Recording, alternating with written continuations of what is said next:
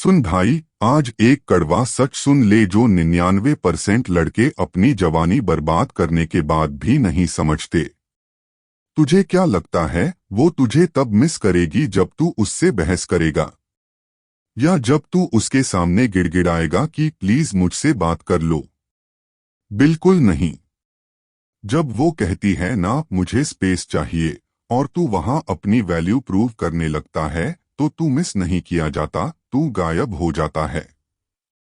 सच ये है कि जब तक तू उसके आगे पीछे घूमता रहेगा, वो तुझे ग्रांटेड लेती रहेगी।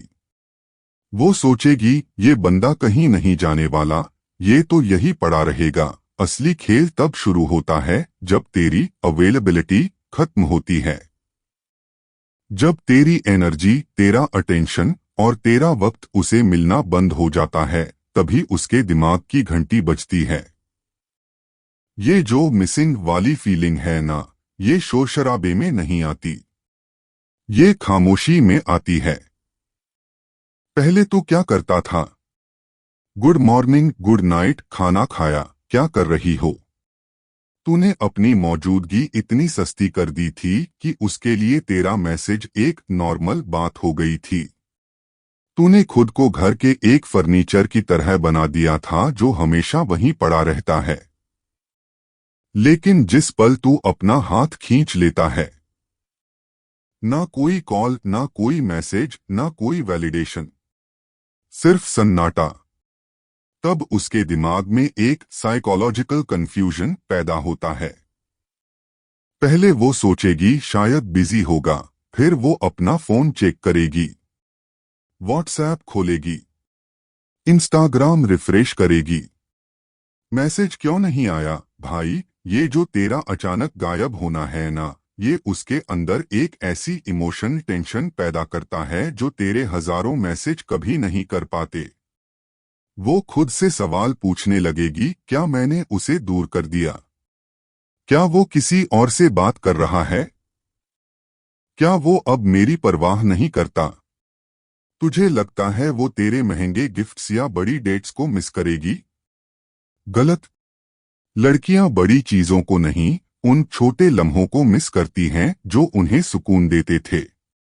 वो याद करेगी कि कैसे तू उसकी बकवास बातें भी शांति से सुनता था, कैसे तू बिना बुलाए उसके सपोर्ट के लिए खड़ा हो जाता था।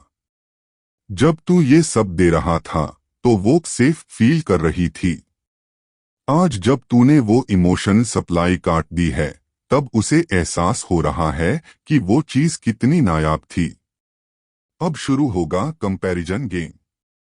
वो सोचेगी यार, जितना वो बंदा मेरे लिए करता था, उतना तो आज कोई और कर ही नहीं रहा। यही वो पल है जब पछतावा एंट्री मारता है। उसे महसूस होता है कि मैंने एक हीरे को पत्थर समझ के ठुकरा दिया।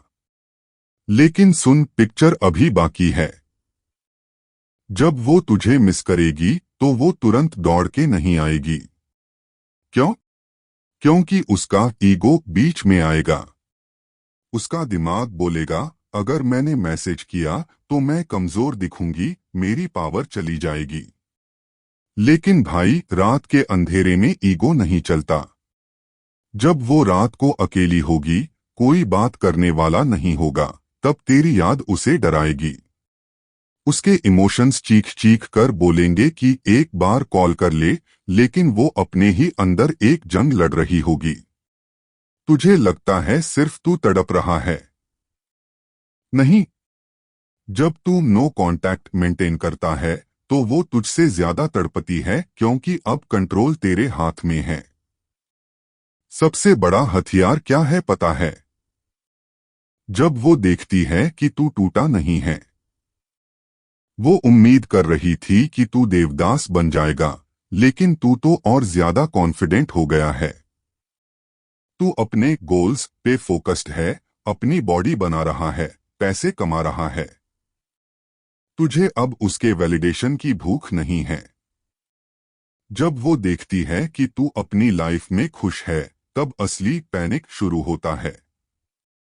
उसे रियलाइज होता है, मैंने उसे इसलिए नहीं खोया कि वो कमजोर था, मैंने उसे इसलिए खोया क्योंकि मैंने उसकी कदर नहीं की। अब मिसिंग बदल जाता है हमेशा के लिए पछतावे में। तो भाई बात सीधी है। लड़की उस बंदे को मिस नहीं करती जो पैरों में पड़ा हो। वो उस मर्द को मिस करती है जिसमें दम होता है अपनी इज्जत के लिए वॉक अवे करने का। बिना गुस्सा किए, बिना लड़ाई किए, शांति से निकल जाना, ये वो तमाचा है जो बिना आवाज के लगता है। अगर तुझे अभी भी समझ नहीं आ रहा कि ये मास्कुलिन फ्रेम कैसे मेंटेन करें, कैसे अपने इमोशंस पे पत्थर रख के एक हाई वैल्यू मैन बने जिसके पीछे लड़कियां भागें, तो तुझे जरूरत है मेरे मैस्कुलिन फ्रेम मास्टर कोर्स की। 3 घंटे का डीप डाइव कंटेंट है जो तुझे लड़के से मर्द बना देगा। याद रखना, जो झुकता है दुनिया उसे ही झुकाती है। सीधे खड़े रहो। मानस तंत्र ओवर एंड आउट।